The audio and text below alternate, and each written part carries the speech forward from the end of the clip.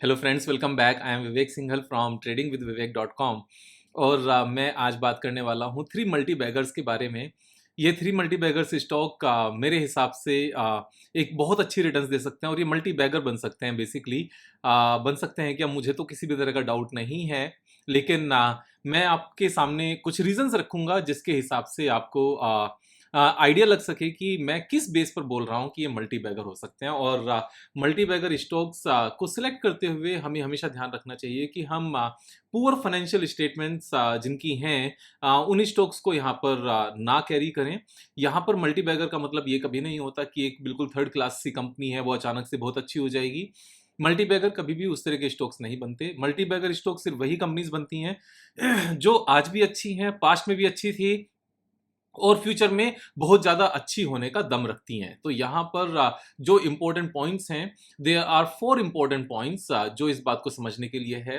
Number one, कि उनका past में अच्छा ट्रैक रिकॉर्ड होना चाहिए। अगर पास्ट में अच्छा ट्रैक रिकॉर्ड नहीं है, एक कंटिन्यूअस अच्छी ग्रोथ का ट्रैक रिकॉर्ड नहीं है, तो हमें उस कंपनी के ऊपर बैट नहीं लगाना चाहिए, मल्टी बैगर उसको नहीं समझना चाहिए। क्यों? क्योंकि जिस कंपनी ने पास्ट में ही अच्छा नहीं कर पाई तो फ्यूचर में उससे कैसे एक्सपेक्ट किया जाएगा, इस चीज़ को समझना बिल्कुल मीन्स ये इंपॉर्टेंट पॉइंट है। अगर पास्ट में अच्छा किया है then only we will think about to invest in that company कि ये मल्टी बैगर बनेगा। अगर पास्ट में अच्छा नहीं है तो नहीं छेड़ेंगे उसको। सेकंड इंपॉर्टेंट पॉइंट, अगर कंपनी ने पास्ट में अच्छा किया है लेकिन जो प्रोडक्ट या सर्विस ये कंपनी बनाती है वो प्रोडक्ट या सर्विसेज अगर फ्यूचर में ही अच्छा नहीं कर पाएंगे क्योंकि इनकी डिमांड ही पूरी हो चुकी है, ये प्रोडक्ट्स एक सेचुरेशन पर हैं या ये इंडस्ट्री पूरी सेचुरेशन पर है, यानी कि जितना ज्यादा यूज हो सकता था उतना ज्यादा कंजम्पशन पर टॉप पर है, अब ग्रोथ नहीं बची, तो उनमें भी पैसा नहीं लगाना चाहिए। इट मींस पास्ट में भी ट्रैक रिकॉर्ड अच्छा होना चाहिए। सेकंड, यहां पर फ्यूचर में भी अच्छा ग्रोथ प्रोस्पेक्ट होना चाहिए कि हमारी समझ के हिसाब से आने वाले टाइम में ये कंपनीज बहुत अच्छा करेंगी, फ्यूचर में भी इनके प्रोडक्ट्स एंड सर्विसेज अच्छा करेंगे फ्यूचर में भी। थर्ड यहां पर पॉइंट है कि मार्केट में इनकी एक्सेप्टेंस होनी चाहिए। मार्केट में अगर इनके प्रोडक्ट्स या सर्विसेज की एक्सेप्टेंस नहीं है, मैं यहां पर स्टॉक मार्केट में इनके स्टॉक्स की एक्सेप्टेंस की बात नहीं कर रहा हूं, मैं इन कंपनीज के प्रोडक्ट्स या सर्विसेज की इनके कस्टमर के एंड पर एक्सेप्टेंस की बात कर रहा हूं। तो दोनों चीजें अलग अलग हैं, क्योंकि कोई स्टॉक मार्केट में अच्छा हो सकता है, प्रोडक्ट्स बेकार हो सकते हैं, और कोई स्टॉक मार्केट में बेकार हो सकता है लेकिन उसके प्रोडक्ट्स एंड सर्विसेज अच्छे हो सकते हैं। तो यहां पर मैं कंपनी के प्रोडक्ट्स एंड सर्विसेज के अच्छे होने की बात कर रहा हूं। तो ये थर्ड पॉइंट है, कंपनी के प्रोडक्ट्स एंड सर्विसेज मार्केट में एक्सेप्टेंस में होने चाहिए, यानी कि कस्टमर को इन प्रोडक्ट्स या सर्विसेज को परचेज करते हुए किसी भी तरह की दिक्कत नहीं होनी चाहिए और वो उसको खरीद लें, इस चीज के उनके मन में ऐसा इन प्रोडक्ट्स एंड सर्विसेज के लिए एक्सेप्टेंस वाला भाव होना चाहिए, फीलिंग्स होनी चाहिए।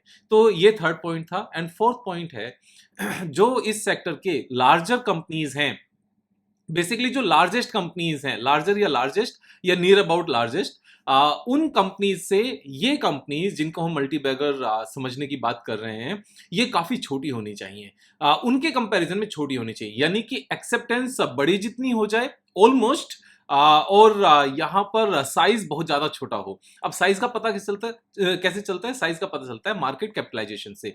मार्केट कैपिटलाइजेशन काफी सस्ती होनी चाहिए। ये चार पॉइंट्स हैं, दीज आर 4 पॉइंट्स। मैं वापस से रिवाइज करा रहा हूं। पॉइंट नंबर 1, यहां पर जो सबसे लास्ट में मैंने बताया, मार्केट कैपिटलाइजेशन छोटी होनी चाहिए पीयर ग्रुप कंपनीज के केस में। नंबर 2, मार्केट में एक्सेप्टेंस होनी चाहिए। नंबर 3, पास्ट परफॉर्मेंस का ट्रैक रिकॉर्ड होना चाहिए। नंबर 4, फ्यूचर में ग्रोथ प्रोस्पेक्ट होना चाहिए। तो ये 4 पॉइंट्स हैं। इन 4 पॉइंट्स को ध्यान में रखते हुए they are 3 stocks right now जो मैं आपके सामने दिखाने वाला हूं, और ये तीनों ही स्टॉक्स यहां पर मल्टी बैगर होने का दम रखते हैं। मेरे अकाउंट्स में ऑलरेडी हैं, लेकिन अकाउंट्स में क्योंकि 50 स्टॉक्स के आसपास हैं, 50-55 स्टॉक्स के आसपास हैं, लेकिन ये 3 मैं आपके सामने डिस्कस इसलिए करना चाह रहा हूं क्योंकि अगर आप साथ में रिच बनते हो ना तो मुझे अच्छा ही लगेगा, मेरी पॉकेट से कुछ नहीं जाता अगर आप साथ में रिच बनते हो। तो यहाँ पॉइंट जो सबसे पहला स्टॉक मैं आपके सामने डिस्कस करने वाला हूं, दैट इज मैं यहाँ पर दोनों चीजें ओपन कर लेता हूँ, screener.in भी ओपन कर लेता हूँ। हम यहाँ पर सबसे पहले बात करने वाले हैं इंडिगो पेंट्स की।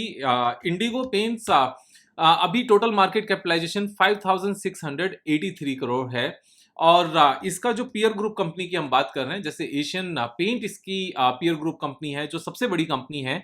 इंडिगो पेंट की मार्केट कैपिटलाइजेशन 5600 करोड़ है और एशियन पेंट की मार्केट कैपिटलाइजेशन 2,85,000 करोड़ है। सो ये बहुत बड़ा गैप है 50 टाइम्स का गैप है यहाँ पर इंडिगो पेंट्स में और एशियन पेंट में। मैं ये बिल्कुल नहीं कह रहा हूं कि एशियन पेंट यहीं रह जाएगी और इंडिगो पेंट्स आगे बढ़ जाएगी, ऐसा बिल्कुल नहीं कह रहा हूं। जो बड़ा भाई है और बड़ा होता रहेगा, छोटा भाई भी बड़े जितना हो जाएगा, जितना आज की रेट में है।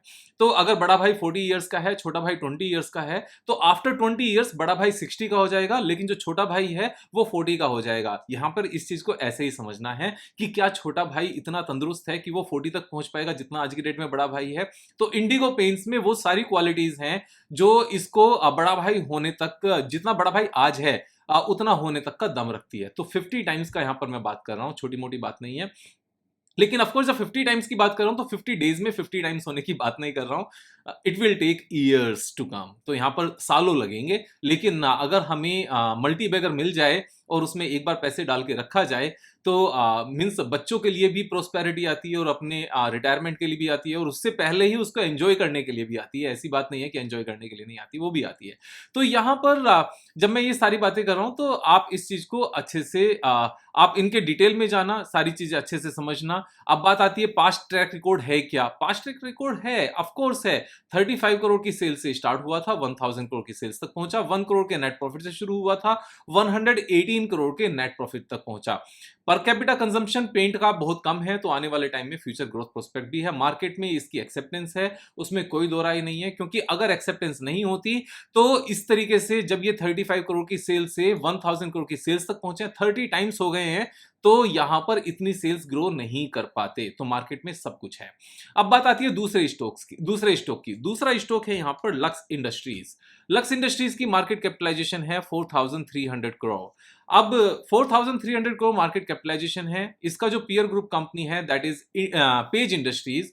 पेज इंडस्ट्रीज की मार्केट कैपिटलाइजेशन कितनी है? पेज इंडस्ट्रीज की है 45,000 करोड़ रुपीस। तो 4300 करोड़ के कंपैरिजन में 45,000 करोड़ का होना, इट मीन्स लक्स इंडस्ट्रीज यहां से बड़ा भाई और बड़ा हो जाएगा और छोटा भाई बड़े भाई जितना हो जाएगा, तो वो 10 टाइम्स का यहां पर है, 10 टाइम्स मल्टी बैगर यहां पर नजर आता है। अब बात ये करते हैं कि पास्ट परफॉर्मेंस है क्या इस कंपनी की, तो यहां इस चीज को भी देख लेते हैं। 490 करोड़ से स्टार्ट करते हुए 4900 करोड़ हुआ है, एंड नेट प्रॉफिट यहां पर 59 करोड़ से इंक्रीज होते होते 537 और यहां पर 683 करोड़ हुआ है।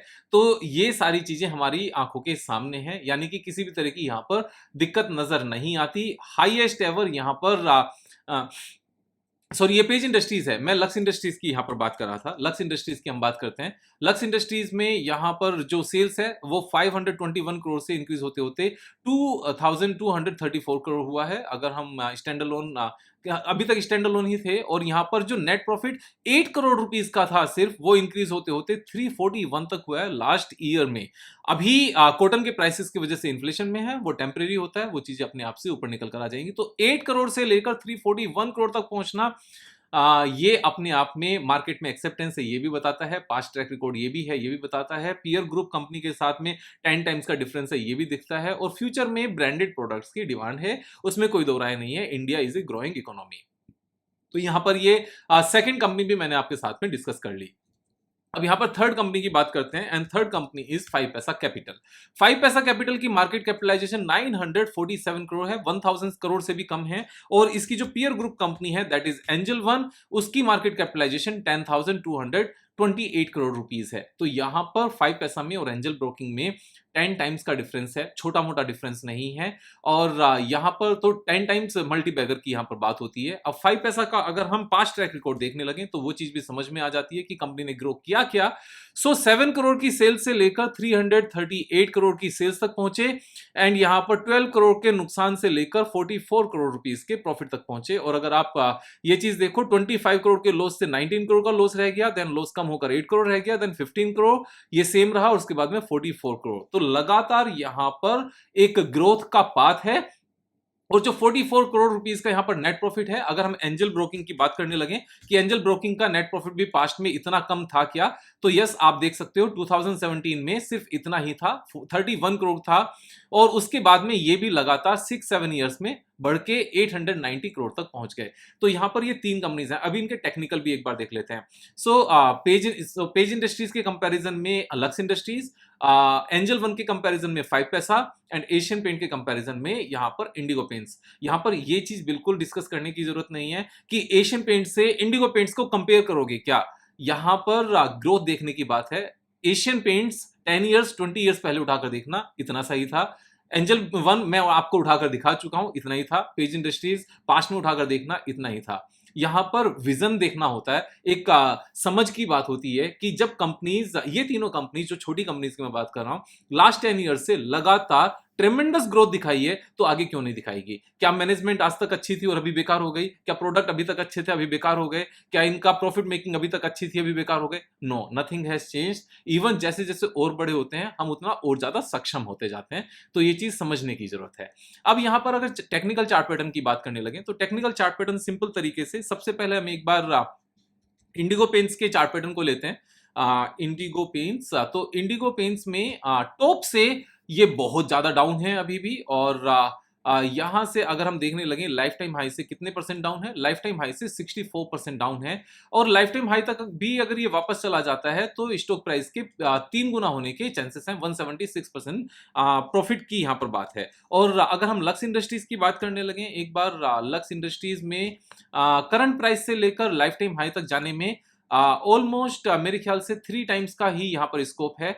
3 टाइम्स से भी ज्यादा का स्कोप है। 223% गेन का यहाँ पर स्कोप है, यानी कि 3.25 गुना, 3.23 टाइम्स यहाँ पर होने का स्कोप है। और 5 पैसा की अगर हम बात करने लगे, सो 5 पैसा यहाँ से डबल होने का लाइफ टाइम हाई तक की बात है। वैसे मल्टी बैगर की मैं बात कर रहा हूँ यहाँ पर, और यहाँ से अगर हम लाइफ टाइम हाई तक की भी बात करने लगे, तो भी ये 100%, 88% गेन का सीधा सीधा हिसाब किताब है। तो ये तो हमारा लाइफ टाइम हाई तक की बात है। लाइफ टाइम हाई से बहुत ऊपर जाने की इसमें गुंजाइश है। जैसे मैंने बताया, जितने बड़े भाई आज की डेट में हैं, ये छोटे भाई अपने बड़े भाई जितने जितने बड़े भाई आज की डेट में उतने हो जाएंगे, बड़े भाई और बड़े हो जाएंगे। लेकिन उनकी बात नहीं कर रहे हैं, यहाँ पर हम 3 मल्टीबैगर स्टॉक्स की बात कर रहे हैं। मेरी तीनों में पोजिशंस हैं।